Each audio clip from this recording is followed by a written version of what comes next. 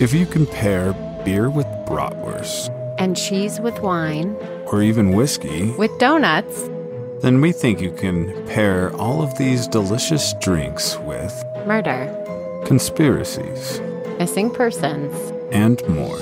Drink with us as you feed your craving for true crime and creepy stories. All right. We are back. Back again. Better than ever. I will introduce ourselves. I am Jason, and this is Catherine, and this is Perfectly Paired With. This is a podcast where we pair a drink with a true crime story. Because what's better than getting toasty while learning about all the ways you plan not to die? So, Catherine, with that said, will you tell us about what we are going to be talking about today? So during the 1970s and 1980s, McDonald's and Wendy's competed against another popular fast food chain called the Burger Chef.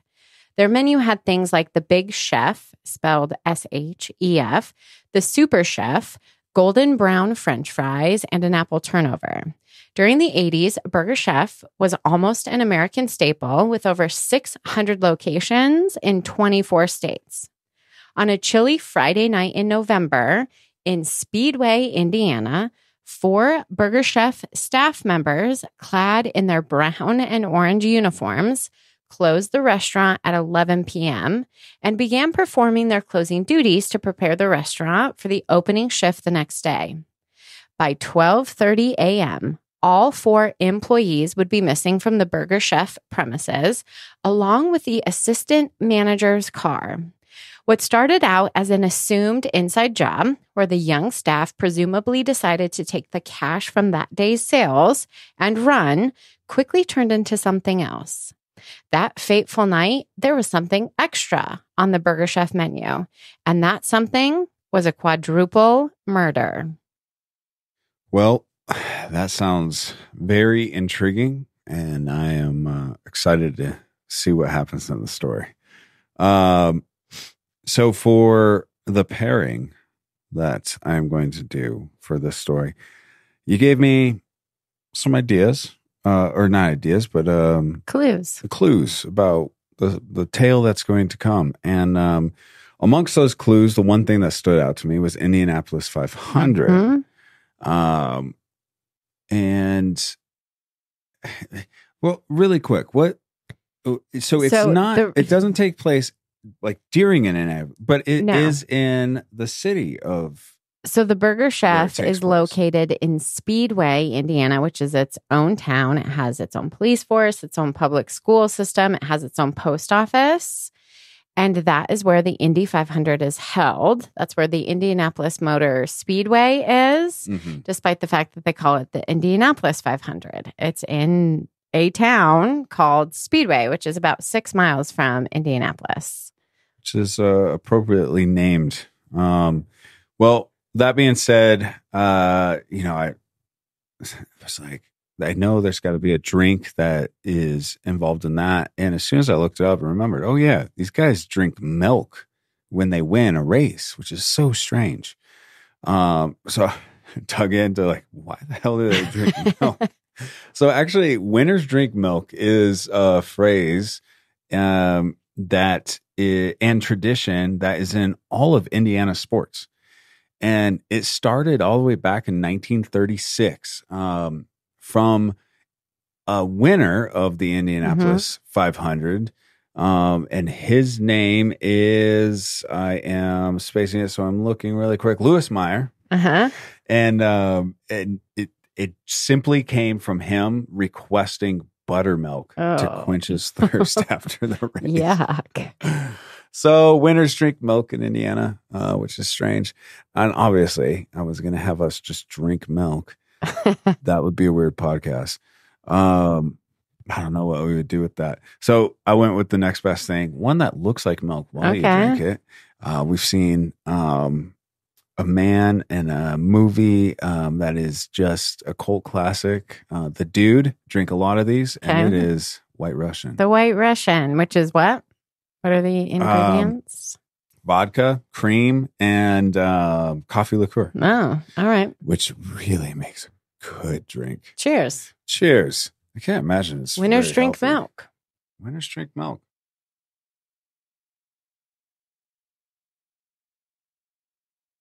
I'm not going to pretend like I've never had one. It's just delicious. It's like a grown-up chocolate milk. That's what I feel like it tastes like. Yeah, it's very it's simple. And I mean, I think I've said it before, vodka pretty much mixes with everything. Mm-hmm. I probably wouldn't have thought of putting it with cream and coffee liqueur, but hey, somebody did, and thank goodness for them, because it is a good drink. Well, a drink, a White Russian that looks like milk and tastes like a much better version of milk, is perfectly paired with a story that takes place in Speedway, Indiana, home to the Indianapolis 500, where winners drink milk.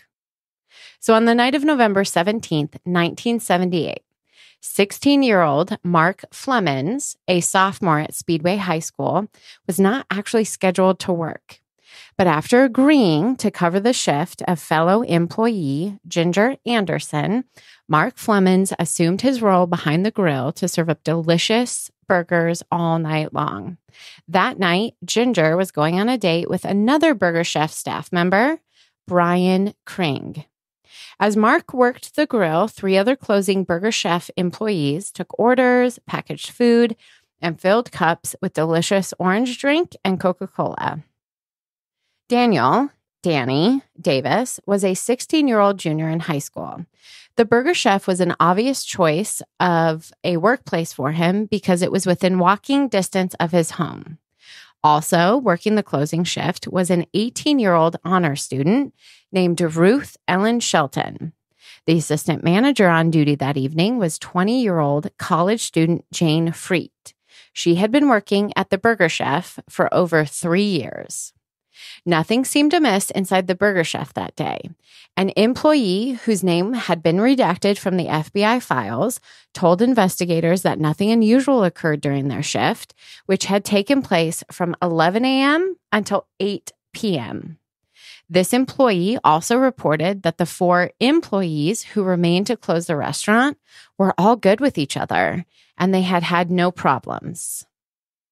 At 9:45 p.m. that night, Danny, who was scheduled to get off before closing, made a phone call home asking if he could stay and help his colleagues close the restaurant.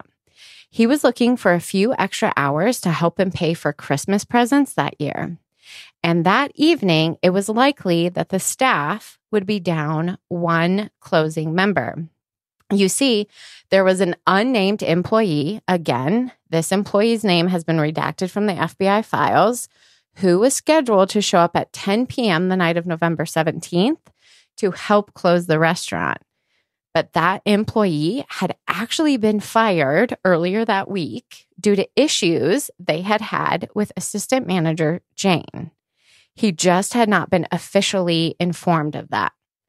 Now, whether the Burger Chef crew was assuming the news had been passed on so this employee would not bother showing up, or once he arrived and was told that he had been fired, he would not be working anyway, Daniel seemed eager to stay the extra few hours.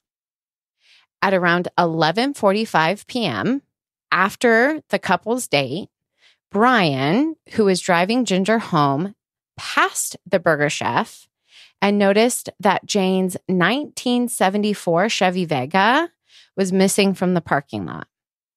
After dropping Ginger off at her house, Brian returned to the Burger Chef to check on his friends, who should have been closing the restaurant. After all, it was Ginger who should have been there, and it was only due to Mark's kindness that Brian was able to take her out on a date at all. As Brian approached the Burger Chef, he noticed that the back door of the restaurant, the door that employees would use to take the trash out at night, was ajar about 3 inches. As Brian walked through the familiar space, one of the first things he noticed was that all 4 money drawers were open and only the change remained.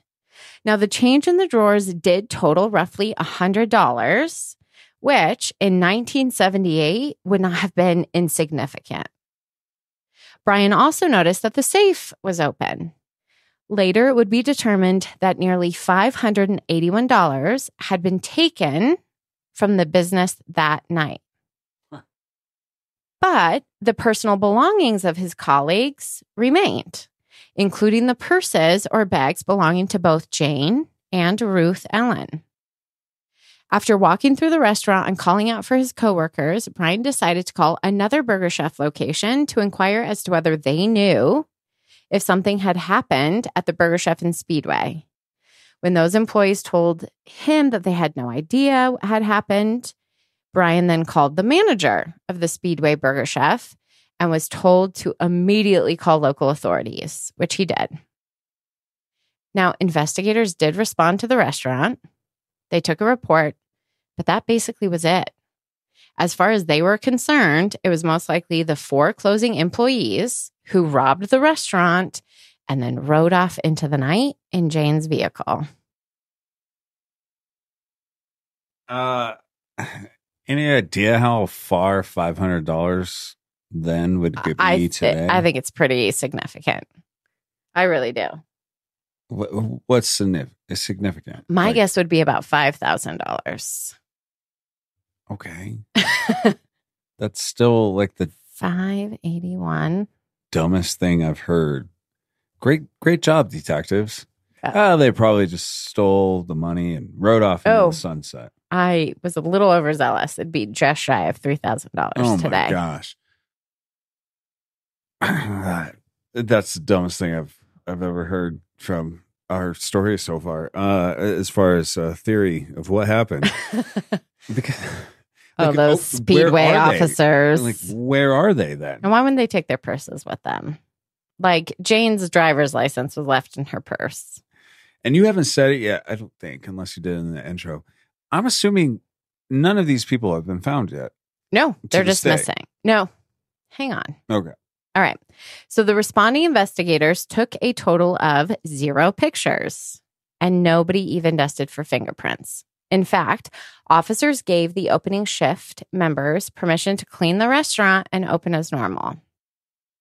Then at 4:30 a.m., the morning of the 18th, Jane's sporty white 2-door sedan was discovered parked near the 5500 block of West 16th Street. This location is only half a mile from the Burger Chef. The car was unlocked and considered to have been abandoned, but the 4 employees were nowhere to be found. Then, later on the morning of the 18th, the opening shift members arrived at the Burger Chef. They wiped down every surface. They took out any remaining trash. And the only picture of the interior that was taken after the 4 employees disappeared from the restaurant the night of the 17th was actually taken that morning after the entire restaurant had been cleaned. Then, on November 19th, as a couple walked around their property, they stumbled upon a very grisly discovery.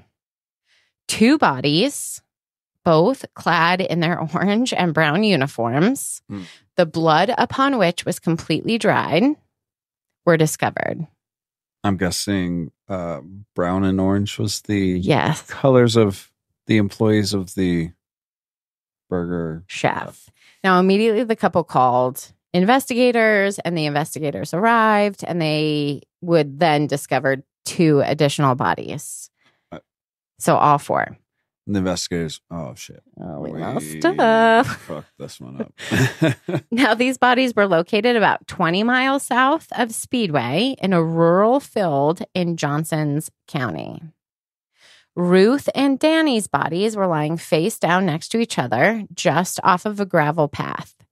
Each body had been shot in the head and neck with a 38 caliber revolver multiple times. Now, the fact that their bodies were side by side made investigators confident that these 2 had been killed at the same time. Investigators would go on to speculate that the double execution had to have happened first, and in response, the other 2 Burger Chef employees, Jane and Mark, took off running, as you would do if you watched 2 of your friends get shot in the head. Executed right in front of you. Yes. Jane's body was found roughly 60 yards from the first pair of fatalities. Now, she had been stabbed from behind so forcefully that the 5-inch hunting blade broke away from its handle, remaining inside her body. And to this day, the handle has never been recovered. Mark's body was found closest to the main road. He was lying on his back, and it was clear that he had suffered blunt force trauma to his face. The trauma to the victim's face could have come as he was trying to flee. Mark, it's speculated, wound up running into a tree. And after being temporarily stunned, investigators believe he was beaten with a chain-like weapon. Jeez. However, despite those brutal injuries, Mark's cause of death was actually asphyxiation due to his blood and bile, meaning had he been lying on his side or his front, he could have survived the attack.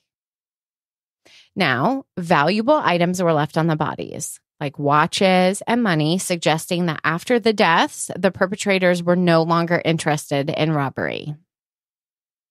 In response to the discovery of these young bodies, investigators had to admit that they had screwed up immensely. Yeah, you think? Gee, I mean, in fact, immensely, for sure, is a good word for that. There was a retired officer named Buddy Elwinger, and he put it like this, quote, "We screwed up right from the beginning," end quote. Yes, you did, Buddy. Thank you for that. Now, once an actual investigation into the Burger Chef murder commenced, investigators hypothesized that the victims were abducted sometime between 11:30 p.m. on the 17th and 12:15 a.m. on the morning of the 18th. Now, according to the FBI files, at first, investigators seemed, interested in that employee who had been fired, but that really amounted to nothing. And then they seemed interested in 3 prison escapees, only one of whom was named in the files. The other 2 were redacted. And his name was John H. Conti. Conti was described as a 44-year-old white male. However, since he could have been in Cincinnati, Ohio, as late as 11:38 p.m. on the 17th, the night of the abduction, officers quickly lost steam in trying to figure out if these 3 escapees had anything to do with it. The distance between Cincinnati and Speedway is about 124 miles. So it's likely that he wouldn't have been able to make... That's a weird way to put it, though. That he could have been there. Well, he's an escapee. It's not like he's advertising his location. Or somebody... A friend of theirs said, "Oh yeah, no, I saw him for a second." And they're like, "Well, we can't verify that. I guess he could have been here." But the crime does sound like multiple people committed. Yes. Like there's no way you're executing 2 people. Well, you're going to execute 4 people. There's no way you're even getting 4 people out Correct. Of a restaurant or employees out of a restaurant while they're working without something very scary, which, one person. Right. Just don't buy it that much. Multiple people, convicts, especially if they're on the run and they need money, it makes complete sense that they're going to try to rob a burger shop or any kind of restaurant. You would just have to ask yourself what transpired. If it was them, which the FBI seems to think it wasn't, what happened inside the Burger Chef to make it go from... I'm going to rob you for $600 to let's kidnap 4, 20 to 16-year-olds. Something would have had to have happened inside that restaurant to make them go, let's make this a big cluster F and also, kidnap them. But they're escapees, right? Yeah. Yes. They saw their faces. That's a reason for that right there. But out of Ohio... I'm not sure they would even know that they were missing from jail. If I was in prison and I got my ass out of there, I would be so scared of going back that I don't know, like committing a crime like that. It almost like, even if it wasn't all 3 of them saying, "Yeah, we got one of those guys is probably gonna be, no, we have to kill these people." Yeah. Like they'd see our faces. I am not going back to prison. I'm guessing you're going to tell us We're going to keep going. whether these guys have been caught since then. I'm Like- not going to tell you that. We're going to leave Conti on the run with his two friends that we will never know their names because the FBI didn't care enough to tell me. So, Jeez. All right. The FBI is really doing a bang up job on this so far. So investigators were more successful with interviewing other individuals in the area of the Burger Chef the night of the abduction. One witness reported being in the Burger Chef around 9:30 p.m. and noticing two white males, both of whom were very poorly dressed. These two individuals entered the restaurant, stayed for roughly 30 seconds, and then left. Using the witness's own words, these men were, quote, dirty and shabby dressed. And if it's like almost the 80s, I feel it's like they were like dirty and shabby dressed. Now, both men were described similarly, roughly 25 years old, 5'10 to 5'11 in height. Both men were described at being 175 pounds. The only difference is one man had a little bit shorter hair and the other one had faded, worn out jeans. So incredibly average men. Yes. Who could have walked in, looked at the menu and been like, who puts a ham and cheese sandwich on a fast food menu? Get out of here. Everybody's been telling me about this place. I just don't see it. I don't know. I don't see there's it. They're nothing I spelling want chef here. with an SH. This is ridiculous. Let's go back to McDonald's. Let's give it to the Dunkin' Donuts. Now, another witness claimed to have been at the Burger Chef earlier in the night, and nothing abnormal seemed to take place. This witness then left the Burger Chef and went to the Galaxy Disco in the shopping center across the way from the restaurant. Mm. This individual hung out, discoed the night away, and then left the Galaxy Disco at around 11:55 p.m. And as he walked back towards the Burger Chef, he noticed that there were two men standing by the counter inside the restaurant. Both men were roughly the same height, and neither was wearing a Burger Chef uniform. Mm. So that could be tied to Or two men. two average white men. Now, the final witness report I'm going to describe comes from a girl who was with her boyfriend in the parking lot behind the Dunkin' Donuts, which was located next to the Burger Chef the night of the 17th. At some point, the couple decided to move their car from the Dunkin' lot into the parking lot behind the Burger Chef when they noticed two individuals off by a set of railroad tracks. Now, according to the witnesses, without hearing one of the men approach, one was able to come up to their vehicle and, in scaring the couple, asked the girl if she had any ID on her. Now, while this man spoke, he kept a hanky over his face, obscuring his facial features. When she replied that she didn't have any ID, the man responded, quote, well, you better get out of here because there's been a lot of vandalism, end quote. Now, when these witnesses described the two men, neither description matched the descriptions of the other two men given by the other witnesses. But it was from these descriptions that investigators did something interesting. They decided, instead of doing like sketches, they created two clay busts that they believe showed what these two individuals looked like. One, based on the man who spoke to the pair, was a bearded man, and the other man, who was reported lurking in the Burger Chef but never actually encountering our witnesses, was a blonde, clean-shaven man. And those two clay busts have been forever tied to the individuals who perpetrated these crimes. Interesting. And even though there was an offer of a $25,000 reward for information regarding what happened at the Burger Chef and a completely dedicated tip line, nothing much came about in terms of viable suspects. So at this point, are we just at local investigators? No, they brought in everybody. What brought in the Fed rule? Is that the tie to the escapees? I'm sure it had something to do with the tie to the escapes. Because generally, The escapees. they're not going to hop in. No, but the second you have people crossing state line. I think we covered that at some point. Yeah. They can't hop in until something. Yeah, state line, something like that. Some federal law. That's... I think the police force in Speedway was probably pretty small. So I know that like the Indianapolis State Police stepped in, and perhaps they did reach out to the FBI too. Yeah. But we did learn on John Bonet, there is something that has to happen for the feds to get involved.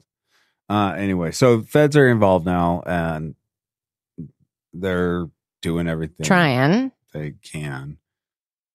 It's strange. It's so strange. It just, to me, and you've been looking at this a lot. Do you get the feeling that from the get-go and just like through where we're at now, it's kind of an afterthought? Like, I think this whole murder or multi-murders, like I don't think the intention was abduction and murder. But it doesn't feel like it's getting the attention it should from authorities. Not at first. I think it absolutely garnered a ton of attention after the bodies were found. And one of the first, so at first they were like, it could be these 3 escapees. And then they looked at that employee who had been fired and nothing really panned out. And then investigators really started to think that the key was Mark Flemons because he wasn't supposed to be there that night. So they speculated that there was a planned robbery. The robbers showed up, not expecting him to be there. And then he actually recognized one of the robbers, and that's what predicated the abduction and the murders. Was that he knew who these people were, so they felt like they had to kill them all. And we don't know the name of the employee that got fired, right? Like, nope, that was also redacted from the FBI files. Very curious, like. In the theory that you just threw out, him being recognized would be a big deal, right? But I think that line of thinking, it's not like that line of thinking was he went in. If he was the one to do it, he went in because he wanted revenge, so he was going to kill Jane Freed or whatever, right? And he probably wouldn't get all 4 of them out. And also, again, the murders itself, what they speculate happened sounds like a multi person dealing, because you can't run after somebody that's running away after you just shot 2 people and then catch up with the ones running away, like 2 of them, to knife one. Correct. And then bludgeon the other. Yeah, to knife one. Death by knifing. Yes. She got knifed to death. Poor Jane. It's the prison term. Also, got shanked. Thank you for turning off the sound on your computer. Dinging over there. Sorry. Dinging and knifing. We just dinging and we knifing. Now, despite the fact that investigators were not able to bring or like dig anything up of interest in terms of the 4 murdered Burger Chef employees, there was something interesting that turned up in connection with our assistant manager's brother. You see, Jane Freed's brother had been arrested in 1981, so this is later, for dealing cocaine. Now, I would have guessed it could have been speed, but in Speedway. But it was Coke. No, it was candy. You're so funny. Thanks. So funny. Stretching a little bit. And good one. Then the idea was tossed around that perhaps it was his ties to drugs that led to the deaths of these 4 young people. I was going to say, I guess a drug deal going wrong, or even, you buy drugs, you're supposed to sell them, get the money back, and dealer didn't get the money back. Where's money? All that stuff. Something like that could lead to something like this, but it's still strange. 4 people. Well, nothing came of that theory until November 1984, when a convicted rapist had every reason to tell his story. 6 years after 4 employees of the Speedway Burger Chef were robbed, abducted, and murdered, a 34-year-old sex offender was set to begin a 5-year sentence for rape at the Pendleton Corrections Facility located in Pendleton, Indiana. Now, in Pendleton, Donald Wayne Forrester would have been an easy target as a rapist. But if he got a transfer back to Michigan City on murder charges, life for him might have been a little bit easier behind bars. Okay, because in one place he's convicted as a rapist, in another place is a murderer, or possible murderer, right? And when you go to jail as a rapist, life can be hard. Prison justice. Okay.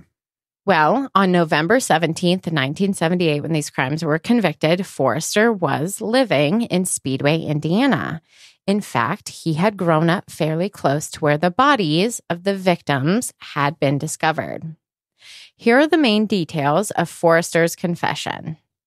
On the night of the 17th, Forrester, along with several other drug dealers, went to the Burger Chef to put pressure on Jane. According to Forrester, James, Jane's brother, owed this group of men a lot of money. So Forrester then went on to claim that Mark Flemons stepped in and tried to defend Jane from the men, and this intervention resulted in a literal physical fight breaking out between the group and Mark. Mark wound up hitting his head and falling unconscious. Afraid that Mark was dead or could die, the group, driven by panic, decided that all 4 Burger Chef crew members would have to die. So they abducted the 4 using Jane's car.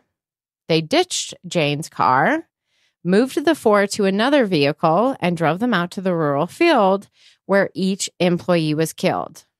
During his confession, Forrester described each death in accurate detail and provided the names of 3 others who had been with him that night.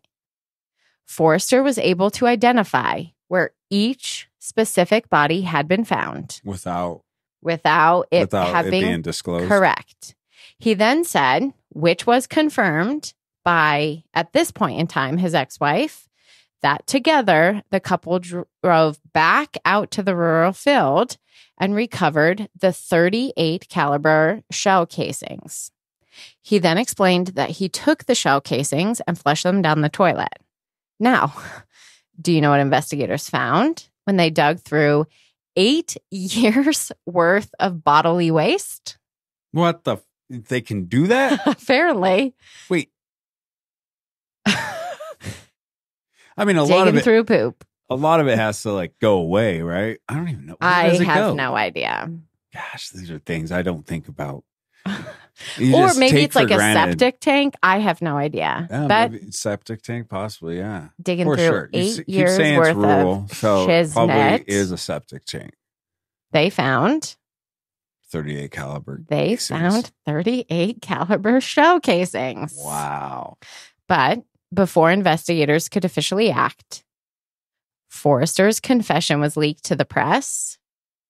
And after that, he got cold feet and withdrew his entire confession. Yeah, because now his intentions of going to Detroit as a murderer, being better than being a rapist, it's so politicized. It doesn't. Yeah, because it's now I'm a murderer. I'm also a snitch. Correct. I snitched out 3 people too, so I can end up here. Yep. And then he died of cancer, I think, in 2008. So the Burger Chef murders remain unsolved to this day. Happen? It was 6 years after, so 1984. So what happened to him? He died. He went to prison and died in prison as a rapist. Yeah, but we can be pretty confident that he was a part, that his story is true. I don't know.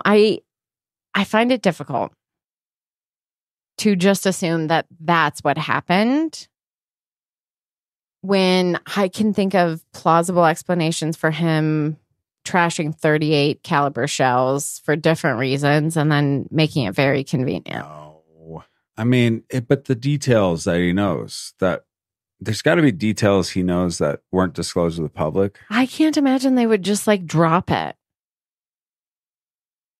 Well, but he dropped there's it. no. He said they can't compare. Make a case. I'm not going to say anything more from here on. Yeah, Forrester, I won't take the stand. I won't do anything. Yeah, it's unsolved. They still get tips. It is weird, though. I mean, you'd assume they have everything recorded of what he had said. And if they did record everything he had said and obviously kept track of everything they were doing, you still would have, like, as a prosecutor, a strong enough case, right? I mean, I don't know. Unless he's going to testify, probably not, because there's zero evidence from the burger chef to match with what he's saying. There's tons of cases where the defense lawyer does not have their client testify. So prosecution doesn't necessarily need him to testify because they got everything on record. Plus, what about the other three guys that he ratted out? Where did that go? Know.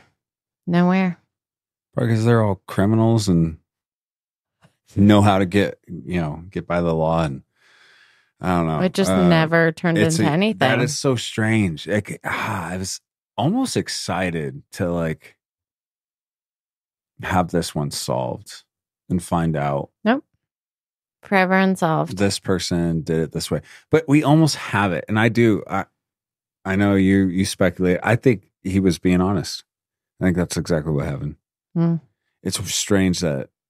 And there were four men, the two men who were relatively similar, a bit longer hair, faded jeans. Yeah, anytime they saw the two guys. Excuse me. There were four dudes. Well, they didn't have to be. They just were at times that the two dudes were together, stake out, making sure, there's a lot of explanation why there's just two of them hanging out. And it also explains why some of the accounts, like the description of the guys, didn't match up because there actually was four. I think they had paired to be more. up. I think there had to be more. Yeah, and I think four thugs coming in, that makes sense. Getting four people out of the restaurant, walking or driving and walking to their deaths. Yeah. What a weird. Could you imagine? You worked in a fast food restaurant right around 16, 17 years old. Yeah. Just trying to buy Christmas presents, pay for your car insurance, and that's not how it wound up. The way it unfolded too, with just the ineptitude of the cops, and I couldn't even imagine being this kid's parents. Gosh, just shaking my head. Yeah, I bet when Ice-T came out with "Fuck the Police," his parents were very on board with that song. Oh, seriously. I guarantee you all these parents were pretty upset. It's awful. What were the ages of the other ones? I know there was the young 16-year-old. It was 20 was the oldest. That was the assistant manager. Oh, that was the oldest? Mm-hmm. Jeez. 20-year-old college student. No. All just kids with their whole life in front of them. Yeah. Now, eventually, the Burger Chef as a business would be purchased by Hardee's. The final restaurant closed in 1996. In fact, if it wasn't for the murders, many people might have forgotten about the restaurant's existence altogether. From 1980 to 1995, the official slogan of the Burger Chef was, "Nowhere else but the Burger Chef," which, after you consider what happened on that fateful night in November, it really does seem to fit. Yep. Nowhere else but the Burger Chef. Where else could you find a robbery, abduction, quadruple murder, botched initial investigation, 2 strange-looking clay busts, a confession with corroborating poop-covered shell casings, and yet an unsolved mystery to this day? Well, nowhere else but the Burger Chef.